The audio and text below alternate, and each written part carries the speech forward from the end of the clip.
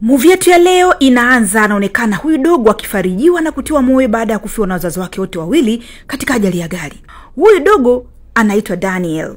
Sasa leo babake mdogo amekuja na familia yake, yani amehamia hapo hapo kama mlezi na msimamizi wake hadi atakapotimiza umri wa mtu mzima.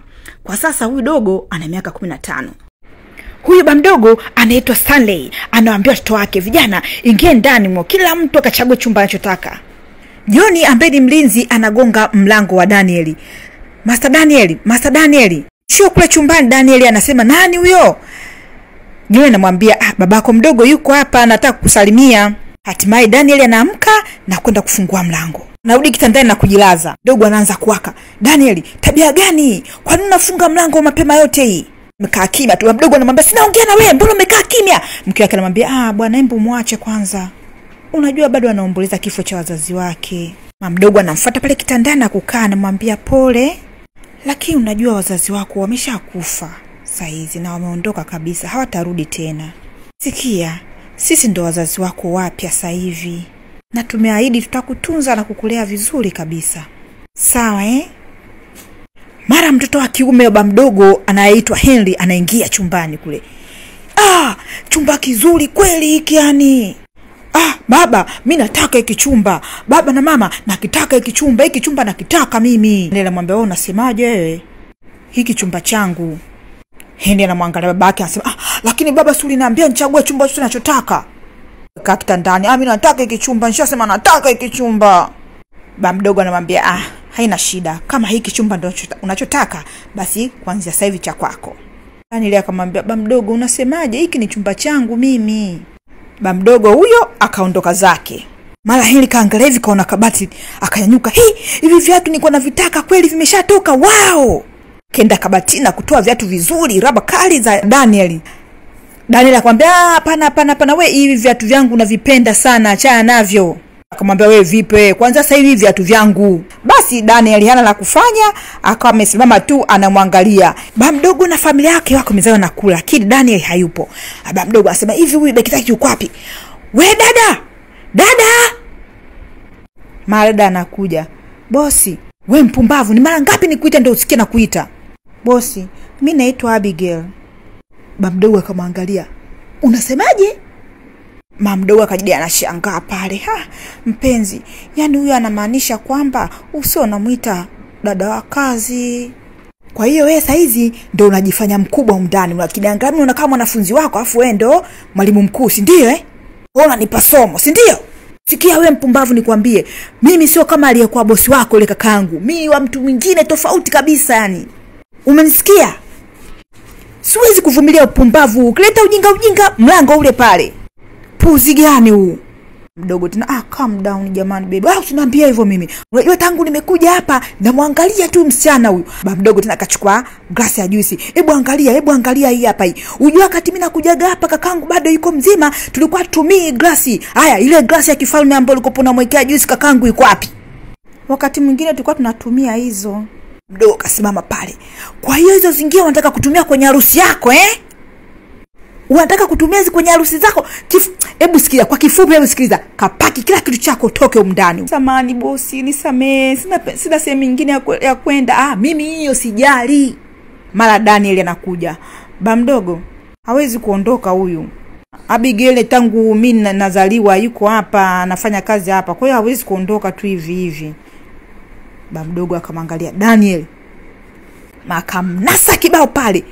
Umechanganyikiwa Umechanganyikiwa na kuuliza?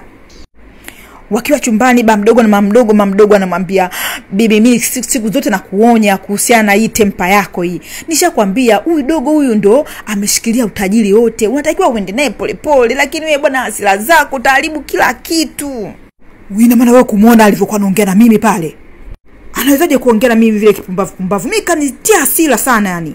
Vitu vyote unavyoviona alivyokuwa anamiliki kakaangu, vyote mali yangu mimi. Huyo kijana ni mali yangu. Na kila kitu humu ndani ni mali yangu. Ndio najua na kila kitu kiko mikononi mwetu saizi, lakini wewe unataka kuharibu. Siku ya leo Daniel amechelewa kurudi nyumbani. Mama mdogo anamuuliza, "Unatoka wapi usiku wote huu?" Na kuuliza wewe unakaa kimya. "Unatoka wapi usiku wote huu? Unajua kwa kiasi gani ulitia wasiwasi?" Nilitoka out. Ulitoka out. Yaani ulitoka out afu unasema tu kirahisi nilitoka out. We Daniel, una shida gani wewe? Kwa mfano kitu chochote kibaki kutokea sasa hivi watasema wala sikutunzi, sikujali, sikulei vizuri. Si ndio? Nini kinaendelea hapa? Mpenzi, ni Daniel huyo? Muda wote tunamsubiri, afu eti karudi hapa anaambia eti niko out. Ba mdogo tena. Aha, na kuona kabisa ushanza ujeuri wako, tabia mbaya kama za wazazi wako. Hasa hayuko hapa babako kukutetea na kukulealea upumbavu wako. Haya, hebu toka penda chumbani kwako. Daniel akawa anaondoka anaelekea chumbani. Babu, wewe unaenda wapi? Hai, unaenda wapi? Na kupeleka sehemu ambayo watu kama wewe wasiotaka kuelewa maelekezo mafupi tu wanastahili kuwa. Haya, nifuate haraka. Kwa hiyo baba mdogo alivyomchukua hapo akampeleka kwenye kibanda ambacho huwa wanakaa walinzi. Akiwa katika kichumba hicho kidogo, mara John yule mlinzi anaingia. Master Daniel. Mr. John, karibu. Nimekuletea chakula hiki hapa master. Mbona uko hapa? Imekuwaje? Umekula? Hapana. Hiki hapa chakula nimekuletea. Daniel yuko mezani anakula. Mara baba mdogo anaingia. Wewe sikiliza, ukimaliza kula hapo nataka ufanye usafi. Yaani hapa pote pafanywe usafi. Umenisikiliza?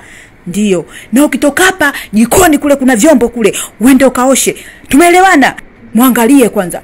Babako alikulealea ovyo tu. Ujui hata kudeki, yani hapa kudeki au uaje. Kazi yako babake ilikuwa kuiba hela zetu. Ukitaka nenda kashitaki kokote unakutaka. Mimi sijali wala nini. Kwanza hebu sikia, simu yako iko wapi? Iko wapi simu yako? Leti hapa. Lakini baba mdogo nimekwambia leti simu hapa. Unataka kupigana mimi? Unataka kupigana mimi nakuuliza? Hapana baba mdogo, lete hiyo simu hapa. Akamnyang'anya simu. Daniel anafanya usafi ndani, yupo anapiga deki kwenye ngazi.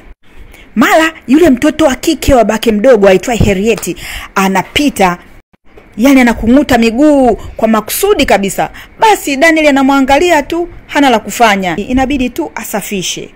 Basi anaendelea kufanya usafi nyumba nzima. Baada ya kufanya usafi nyumba nzima, kupiga deki, Daniel yuko nje anaosha gari. John mara akamwona Daniel akiwa anaosha gari, akakimbia pale. Master Daniel, hapana. Uwezi kufanya hii kazi. Embu acha, ulipoishia hapa mimi nitaendelea. Mara baba mdogo anakuja. Anamwambia John, "Haya wewe, embu nenda kwenye kazi yako. Toka hapo haraka." Baba mdogo tena hapo, "Muangalia huyu mpumbavu, kazi rahisi kabisa ya kuosha gari tu unashindwa. Muangalie mvivu mkubwa kabisa. Yaani tangu umeweza kusafisha hujafika hata mwisho. Alafu mimi naongea afu unakunja sura. Ukikunja sura hiyo nitakupasua sasa hivi. Pumbavu. Nakupa dakika 5 tu. Asa ngoja nitoke nje nikute hujamaliza hii kazi."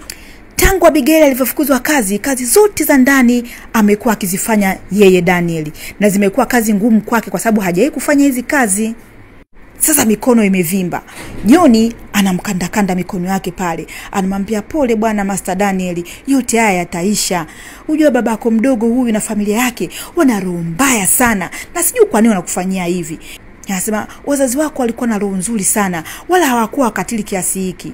Daniel anasema, "Nimewamisi kweli wazazi wangu." John naye anamwambia, "Hata mimi nimewamisi pia. Walikuwa watu wazuri sana." Watoto baba mdogo wako mezani asubuhi wanakula hapo, wameshavaa nguo za shule wako wanakula. Mara mama mdogo anakuja, "Jamani nyie watoto, kazi mmekaa tu hapo mnabishana mnagombana. Hamjamaliza kula mpaka saa hizi. Muda unaenda. Yaani siku yenu ya kwanza leo shuleni na mnataka mchelewe." Basi tena wametoka nje watoto baba mdogo na mama mdogo na baba yao anaambia, "Haya jamani, masomo mema haya. Unaenda wapi? Naenda shule baba mdogo." "Hebu tulia hapo kwanza. Bila shaka unajua kabisa kuna kazi na hazijamalizika, si ndio?" "Baba mdogo, lakini naenda shule." Akamfukuza pale kwenye mlango, akamtoa, akafunga mlango, akamwambia, "Paka umalize kazi." "Jamani, tulia." Basi baba mdogo akawa anamsukumiza Daniel, "Nenda ingia ndani." Kwa upande mwingine anaonekana mama akiwa na binti yake kwenye gari. Mama mkali kweli anamfokea binti yake, ambaye binti alikuwa amepaza sauti anamwambia mamake kwamba kuhusiana na shule, kama vile hataki kwenda shule. Mamake anamwambia, "Wewe binti wewe, unataka kunipanda kichwani mimi? Sikiliza nikwambie, na kushusha pale mbele ya geti la shuleni. Kama unataka ingia, kama utaki shauri yako." "Lakini mama, haya sio makubaliano yetu. Sikia nikwambie Pinky, tulivyokuwa tunaishi kule Abuja mambo hayajaenda sawa." Kwa hiyo tusingeweza kuendelea kukaa kule Abuja. Ni kipi ambacho hutaki kusikia wewe mtoto? Pinky ameshona mama yake pale getini, akiwa bado anashangaa mara Daniel anatokea. Kwa bahati mbaya wanagongana pale. Daniel anamwambia, samahani. Daniel anaingia darasani kumkuta mwalimu tayari ameshaanza kufundisha. Anaingia pale anamsalimia. Shikamoo mwalimu. Daniel, mbona umechelewa kuja shule? Saa hizi ndo unakuja shule kweli? Usirudie tena. Siku nyingine hakikisha unaamka mapema kabisa asubuhi ili uwahi shule, sawa? Nenda kakae. Baada ya sekunde chache mara Pinky naye anaingia. Shikamoo mwalimu. Karibu. Basi tena vishosti huko vinaangaliana tena, mtu mpya kaja. Nimeelekezwa nije darasani huku. Mimi naitwa Pinky. Ni mgeni, karibu. Aya, kakae kwenye kiti pale. Na hakikisha siku nyingine unakuja mapema. Pinky yuko zake nyumbani anajisomea. Mara mamake anaingia. Hey baby, vipi? Mama shikamoo. Maraba. Bado una hasira na mimi? Kuna kitu nimekuletea. Autea nini? Yasema nini? Autea. Akamba nimekuletea zawadi hapa. Basi Pinky akafurahi pale akachukua pale. Mama jamani, asante mama. Wakiwa shuleni, Henry yuko na marafiki zake. Mara Daniel anapita. Wewe njoo hapa. Naongea na wewe, nakwambia simama hapo. Daniel anamwambia, unataka nini Henry? Nilikuwa nawaambia hawa kwamba wewe ni mfanyakazi wetu nyumbani. Basi wale rafiki zake akasema, Daniel, hivi ni kweli wewe mfanyakazi wake na Henry? Ndio, ni mfanyakazi wetu. Babake alibeleza babangu huyu, lakini sasa hivi babangu ameshazirudisha hizo. Usiniambie mwanangu wewe. Ndio maana Mungu amewalaani wazazi wake, maana wamekufa. Kitendo hicho kikamkira sana Daniel, akamrukia Henry na kuanza kumpa kichapo. Baada ya Daniel na Henry kupigana, wakafikishwa katika utawala wa shule na mama yao akawa ameita. Basi mama mdogo kaja pale akawa anaomba msamaha. Mwalimu mkuu anasema ugomvi hauruhusiwi kabisa shuleni na wala hatuwezi kufumbia macho. Mama mdogo tena akasema, samee jamani, naombea msamaha, wasamee. Mwalimu mkuu akasema, naelewa kwamba Daniel anapitia kipindi kigumu sana tangu amefiwa na wazazi wake, na hiyo ndio sababu ambayo sitampa suspension. Asante sana mwalimu. Kufanya hasira hapa shuleni na kupigana haikubaliki kabisa, sawa? Na wewe Henry, ndio kwanza umehamia hapa na tayari umeshaanza kupigana. Mama mdogo tena akasema, madam, kusema kweli naomba sana msamaha kwa ajili yao. Sawa,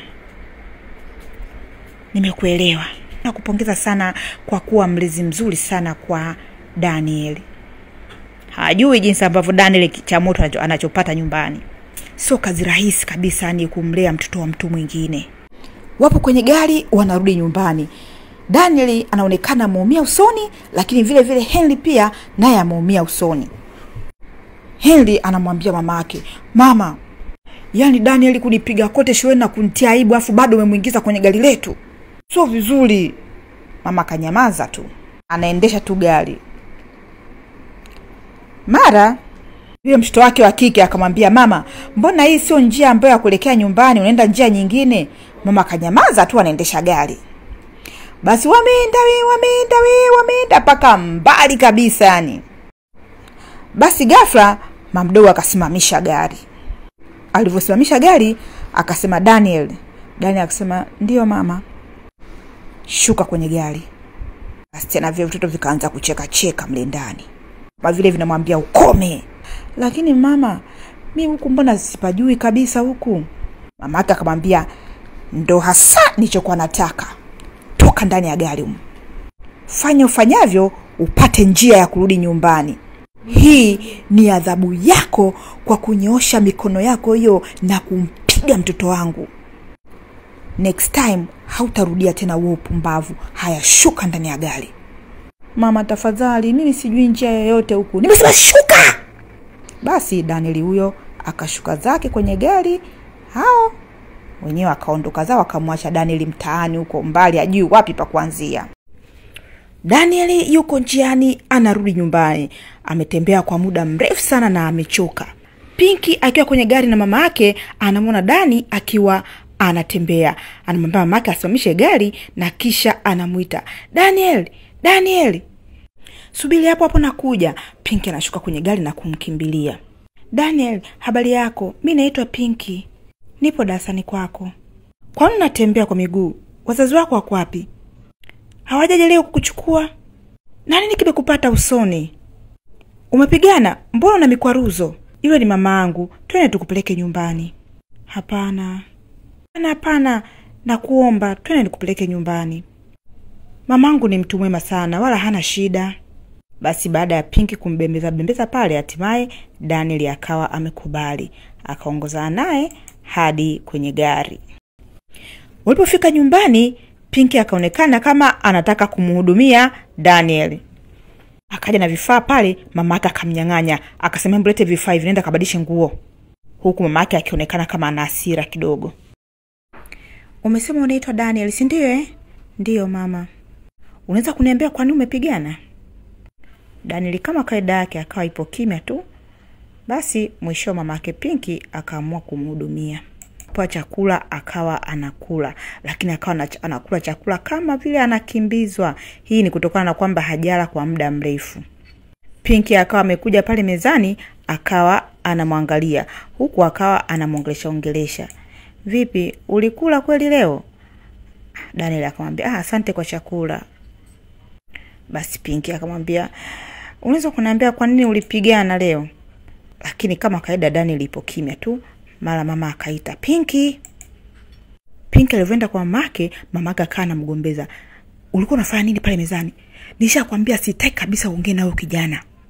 Daniel akawa amesikia, akaacha kula, akawa anasikiliza. Lakini mama ni classmate wangu ile. Kwa hiyo hata kama ni classmate wako, anaonekana kijana mkorofi na hana tabia nzuri. Pinky akawa kama anataka kutaka tio. Daniel anasikiliza tu. Lakini mama, wewe umemuona vizuri? Aonekana kama mtoto wa mtaani. Mama, usiseme hivyo. Sikiliza nikwambie wewe. Yaani yule kijana nimemruhusu kuingia huko ndani kwa sababu tutaka tumsaidie tu. Umenielewa? Sitaki nikuone tena ukiwa na yule kijana. Mara Daniel akatokea. Asante mama kwa chakula. Basi mama yake Pinky akastuka pale. Umemaliza kula? Ndio mama, mimi naondoka. Basi ngoja nikupeleke. Hapana mama, nitaenda tu mwenyewe nyumbani. Asante sana mama. Dani huyo akaondoka zake. Mama, umeona sasa? Wewe unasema unaongea kwa nguvu kabisa mpaka hadi amesikia. Sio vizuri namna hiyo. Pinky kamkimbilia Daniel kule chini, akawa anamwambia, "Samahani kwa yote mamangu aliyoongea. Hakumaanisha yote aliyoyasema." Dani akasema, usijali. Mimi ni mgeni pale shuleni, lakini nahisi kabisa wewe ni mtu mwema." Dani akamwambia, "Asante. Nashukuru pia kwa chakula." Basubiri kwanza, akampa hela. "Chukua hii hapa hela, fanya nauli, chukua taxi hapo." Sawa? Dani akamwambia, "Asante sana. Nitakulipa hizi pesa." Kule nyumbani John ana mawazo kweli, akiangalia watu wengine wamesharudi shule, lakini mbona Daniel hajarudi? Basi anaangalia huku na huku, yani hana raha kabisa. Ala, yule mtoto akike baba mdogo anatoka. John.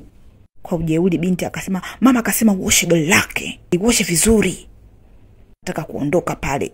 John akamwambia, akasema nini? Akawa anamuuliza pale kuhusu Daniel kwamba Daniel mbona amebaki shule paka saa hizi? Anafanya nini kule? Binti akamwambia, "Alafu kwa nini unaniuliza mimi sasa?" "Nakuuliza kwa sababu mnasoma shule moja." "Kwani wewe Jona sura kakaangu?" Daniel kampiga. Kwa hiyo mama akampa adhabu. "Mama yako amemwadhibu boss Daniel?" Ndio, kamshusha sehemu huko, akamwacha huko. Daniel amesharudi nyumbani. Jona anamwambia, "Daniel, nilikuwa na wasiwasi kweli. Umefanyaje?" Akaana muangalia usoni. "Umepigana na Henry?" "Anasambaza uongo shuleni kwamba eti babangu alimwibia babake hela na ndio maana Mungu kawalaani wazazi wangu wamekufa." Amesema hivyo? Ndio. Hiyo tabia mbaya sana. Mimi naona shida tu. Baba mdogo na familia yake wanachukua kila kitu. Wameninyang'anya chumba changu, wanachukua viatu vyangu, nguo zangu, yani kila kitu. Sasa hivi nimegeuka kuwa mfanyakazi wa ndani, naosha vyombo, nafua nguo, kila kitu. Nakaa na njaa, wananinyima chakula." "Daniel, usijali, kila kitu kitakuwa sawa. Sasa hivi mama mdogo ndo amechukua gari la mamangu anaendesha yeye.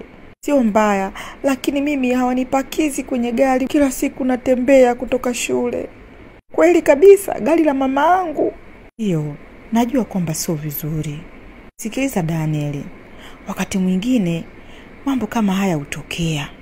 Maisha hubadilika. Unatakiwa kuwa imara na jasiri. Sawa? Usikubali haya mambo yakakusononesha. Huko mbele ya safari mambo yatakuwa mazuri tu, wala usijali. Mama mdogo yuko mezani anakula na watoto wake. Basi mama anauliza watoto wake, "Mnataka zawadi gani kwenye birthday yenu?"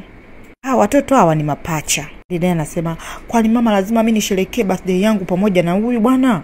Mama akasema, "Ndio, ni lazima." Mimi nachukia bwana, kila mwaka hivyo hivyo tu." Akasema, "Ndio, kwa sababu nyinyi ni mapacha." Basi mama akaongea na watoto wake pale. Lazima nitawafanyia bonge la party na mwalike wanafunzi wenzenu wote. Lazima wajue bwana kwamba nyinyi watoto wa kishua. Daniel na Pinky wanapiga zao story wenyewe huko, wanatembea tembea, wametoka darasani. Mara Henrietta yule mtoto wa kike wa mama mdogo anakuja pale. Pinky, mambo?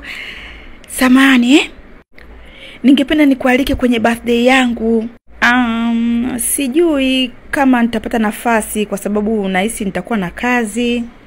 Paka nimuulize mama. Basi sawa, nitafurahi kweli kama utakuja. Sawa, nitajaribu. Asante. Siku ya leo shuleni ni siku ya michezo. Wanafunzi wote wapo wamevaa uniform za michezo, wanafanya mazoezi.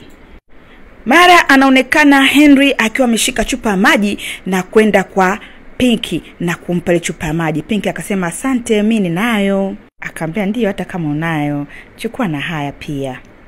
Pinky akasema, "Hapana, nashukuru." Kwa muda wote wakati wanaongea hapo, Pinky alikuwa anamwangalia Daniel tu. Basi akatoka hapa akawa anamfuata Daniel. Daniel alipoona Pinky anakuja, nadhani kama labda alikasirika au vipi, akanyanyuka huyo akawa anaondoka zake.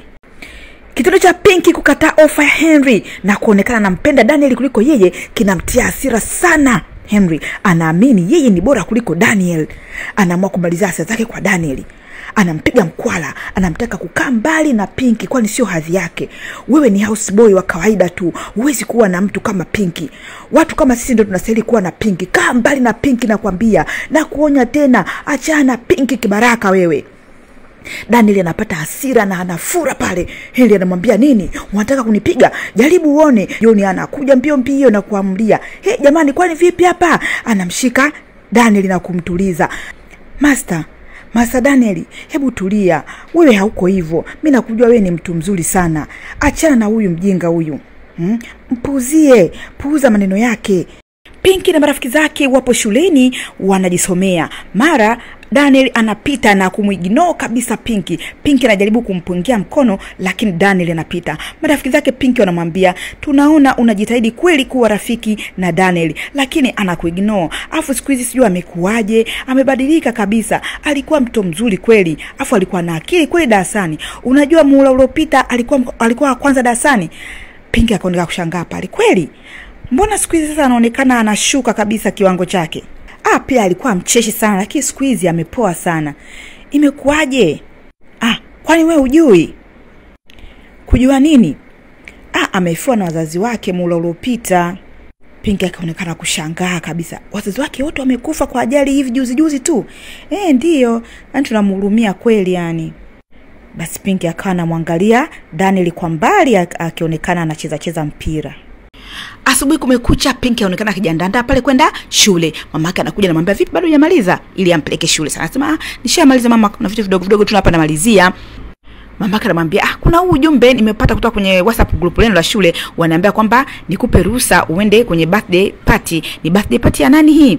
Anasema, "Kuna mwanafunzi mwenzetu mmoja atakuwa na birthday yake, lakini mimi sitaki kwenda." "Kwa nini?" Mamake anamwambia, "Itakuwa Jumamosi na mimi Jumamosi sitakupo hapa nyumbani na nisingependa kabisa ubaki peke yako hapa nyumbani. Inabidi uende." Lakini Pinky anaonekana kama hataki. Leo ndio ile siku ya birthday ya kina Henry pale nyumbani kwao.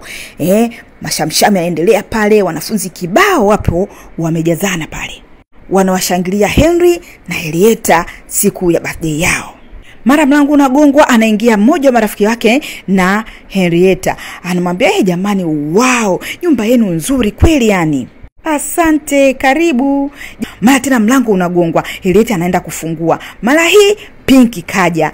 Jamani Pinky, karibu. Asante, happy birthday. Asante. Akawa anaingia Pinky huko anapungia wanafunzi wengine. Henry naye akaja. Karibu Pinky. Akawa anamwambia karibu ukae hapa. Pinky akaamenda amekaa kwenye kiti. Huko jikoni mamdogo yuko anakarangiza mapochopocho. Mara akawa amebeba tray ambayo limejaa take away za misosi. Akamwita Daniel, shika, empeleka kula, pelekee vyakula wanafunzi wenzako. Alafu uje ubebe na vinywaji upeleke. Kwa Daniel akaonekana kama hajisikii vizuri kabisa, yani kama kwa nini unanituma jamani?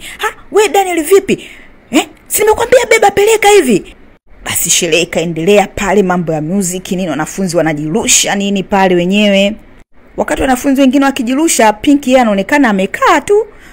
Mara Daniel anakuja akiwa na ile tray la vile vyakula kwenye takeaway, anaweka mezani pale.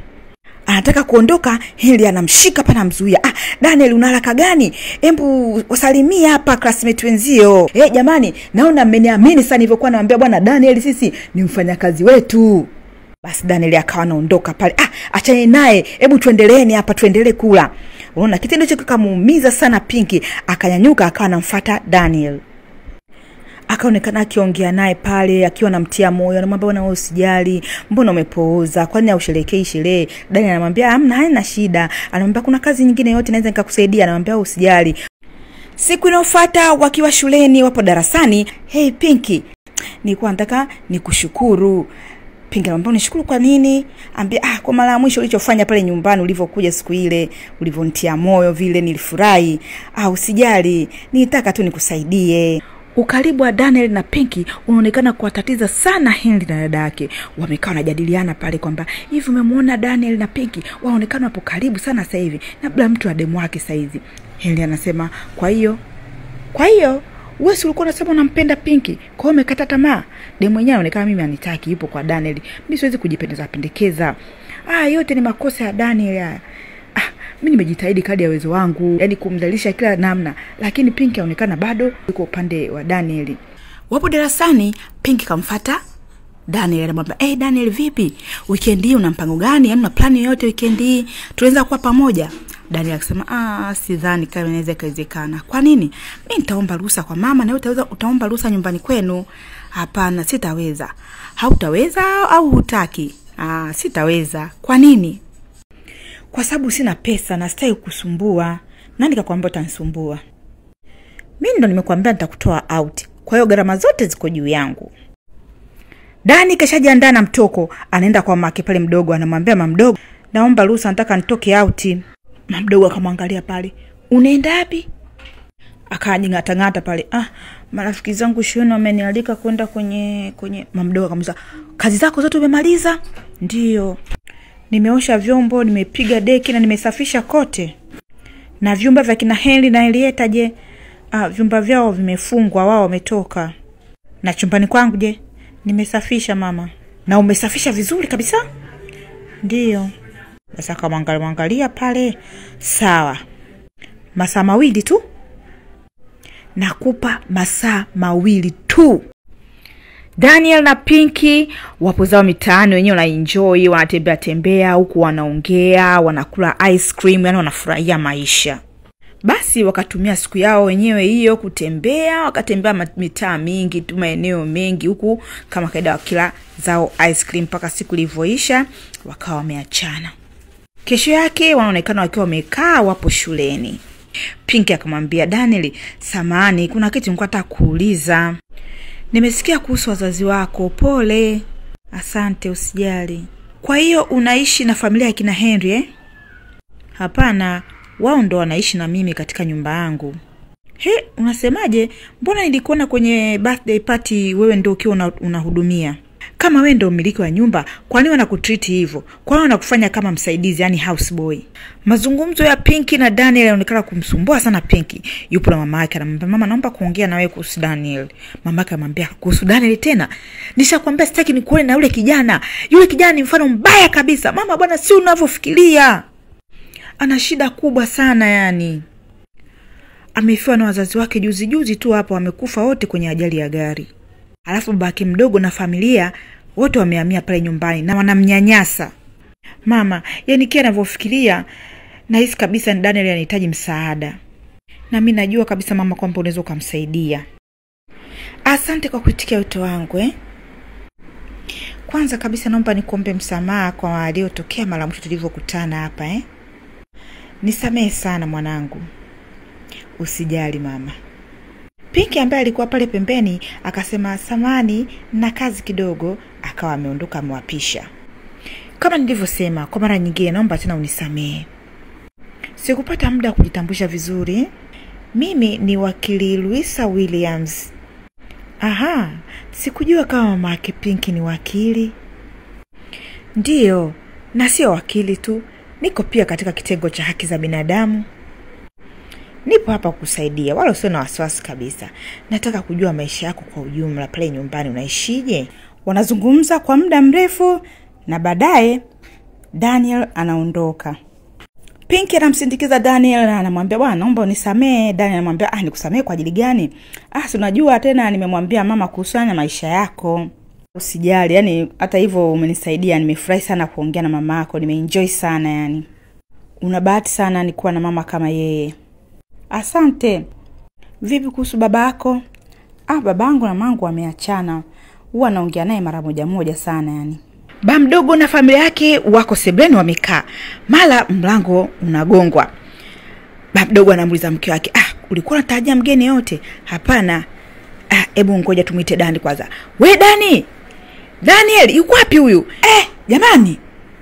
Kwani hujasikia mlango unagongwa wewe? Hujasikia kengele ya mlango? Daniel akaenda kufungua mlango pale. Mara wakaingia wageni wawili, mwanamke na mwanaume. Basi wakasalimia pale na wakajitambulisha kwamba wao wametoka haki za binadamu na wako hapo kwa ajili ya kuongea na Daniel. Basi ba mdogo na mke wake wanachanganyikiwa kweli, wanaanza kujingata-ngata pale, mara wanaanza kujipendekeza, wanajifanya kama ndio wanampenda Daniel wakati huo. Basi hao jamaa wasema bwana, sisi tunataka tuongee na Daniel, tuna maswali tunataka tumuulize na tunaomba tuongee tukiwa na yeye peke yake tu. Kwa nini mtaka kuongea naye peke yake? Si una nini pale? Wanaogopa kweli. Lakini wale jamaa kutoka usalama ni haki za binadamu wanaambia bwana, sisi hatuna nia mbaya, tunataka tu kujua na ni haki ya mtoto kuongea na sisi akiwa peke yake ili aweze kujieleza vizuri. Kwa hiyo haina shida, hamna kitu chochote kitakachoharibika na sisi hapa tutachukua muda mchache tu. Basi ba mdogo na mke wake wanatoka, lakini yani wakiwa wana wasiwasi kwa jua leo tumepatikana. Ba mdogo na mke wake wapo chumbani, yani moja ikai wala mbili ikai. Wanajiuliza tu, jamaa si wanaongea nani na Dani? Wamesema kwamba wamepigiwa simu. Wamejuaje? Kuna nini kinaendelea hapa? Mdogo akasema, "Je, mimi ndo maana nagombana hii kila siku, hizi hasira zako hizi utaharibu kila kitu yani. Wewe fikiria kwa mfano, umemtoa katika chumba chake umempeleka katika vyumba vya walinzi kule nje kule. Wewe unafikiria hata kama watu wakimuona kwamba ni eti mmiliki kabisa wa nyumba mwenyewe analala katika vyumba vya walinzi, kwa unafikiri itakuaje? Hivi unafikiria kwamba anaweza akawaambia nimekwisha?"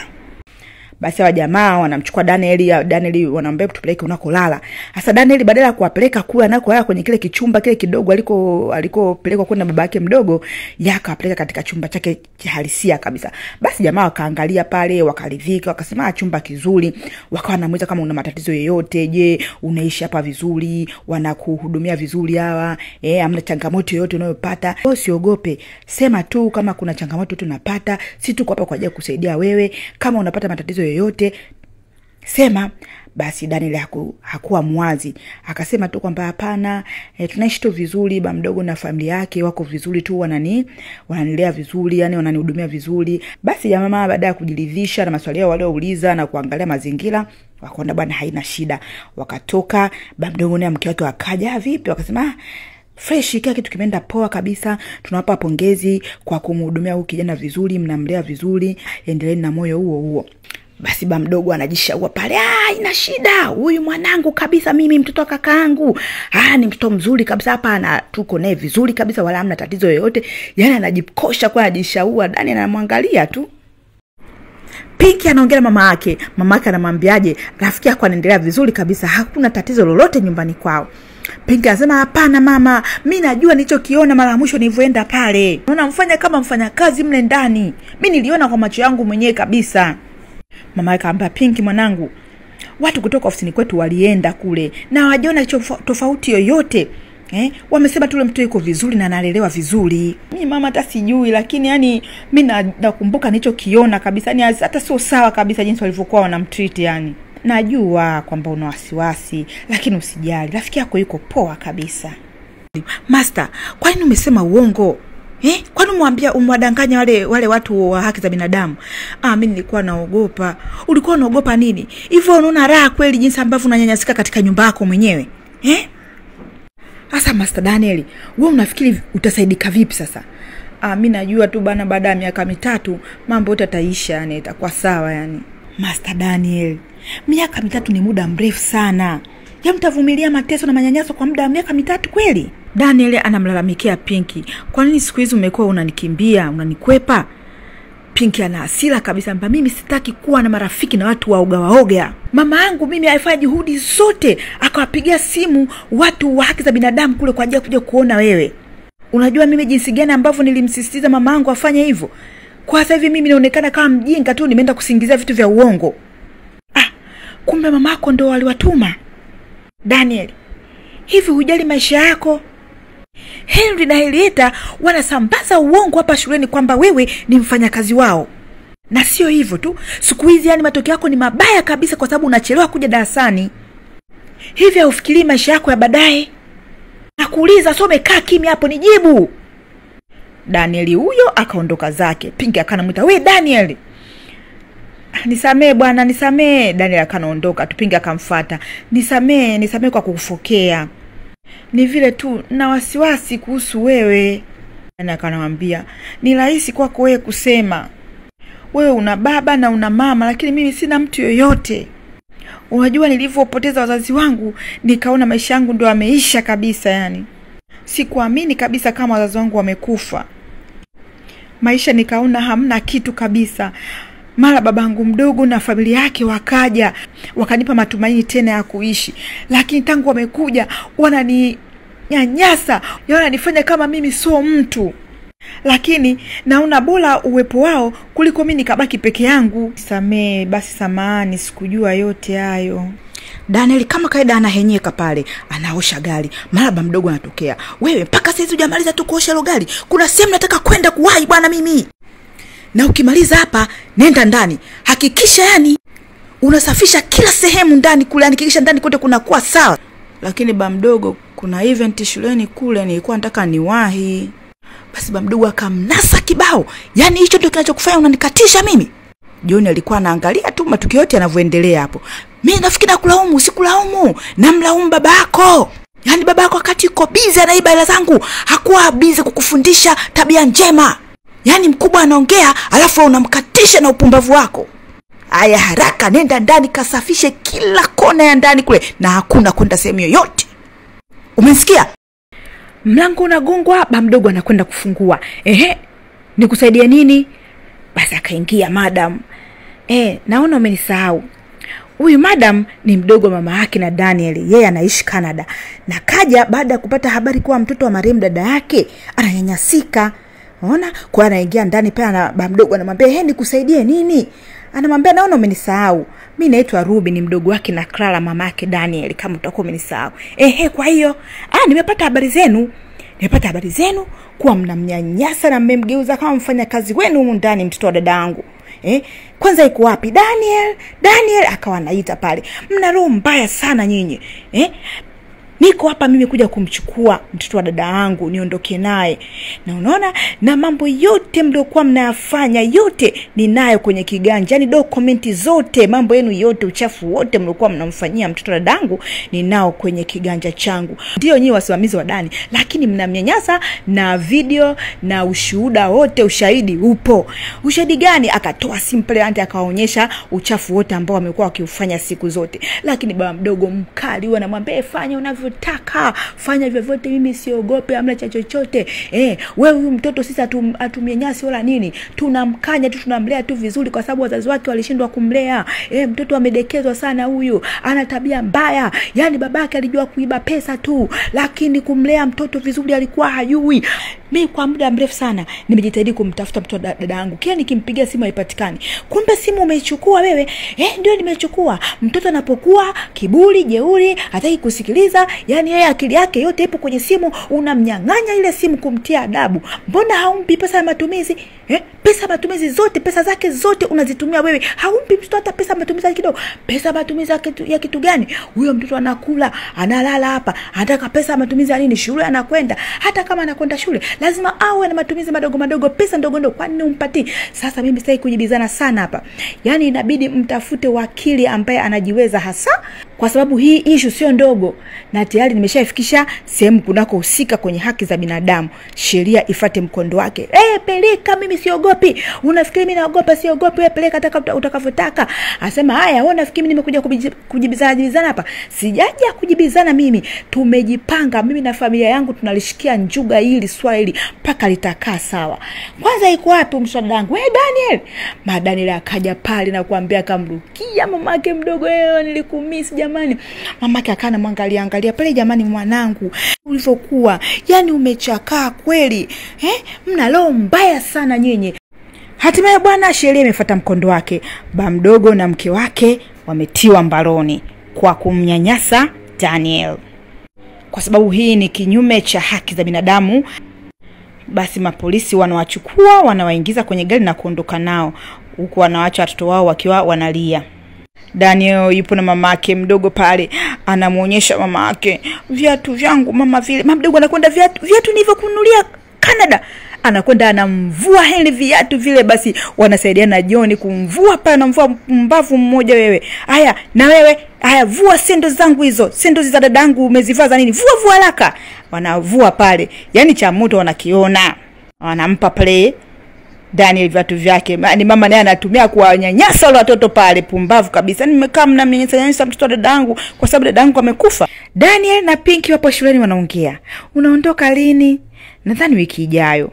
Kuna mambo fulani mama anayaweka sawa. Kimaliza tu tunaondoka. Pinky, nakushukuru sana kwa yote ulionifanyia wewe na mama yako. Yani mmenisaidia sana. Asante, lakini wakushukuriwa hapo zaidi ni wewe na Mr. John.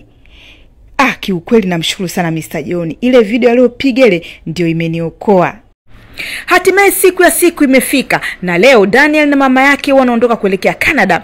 Madam anatumia muda huo kumshukuru Mr. John kwa yote aliyomfanyia. Ukihitaji chochote katika maisha yako, basi usisite kuniambia. Furaha yangu kwa sasa ni kuona Master Daniel yuko katika mikono salama. Unajua wazazi wake walikuwa watu wema sana na mimi niliishi nao vizuri. Kwa hiyo kwa sasa ninapoona Master Daniel yupo katika mikono salama na furahi sana. Mr. Daniel, nitakumisi sana bosi wangu. Mimi nipo hapa kwa ajili yako siku zote. Na nitaitunza na kulinda hii nyumba ili siku kirudi uikute ikiwa safi na imara. Njoo hapa. Kisha wanakumbatiana. Pia Daniel anatumia muda huo kuongea na rafiki yake mpenzi Pinky. Pinky anamwambia, usitafute best friend mpya huko, usiwe na wasiwasi, sitafanya hivyo. Unaweza kuja Canada. Nitakuja bila shaka. Takumisi sana. Mimi pia nitakumisi. Mimi na wewe urafiki wetu ni wa milele. Bila shaka, milele na milele. Basi wanacheka kisha wanakumbatiana. Na huo ndio mwisho wa filamu yetu ya leo.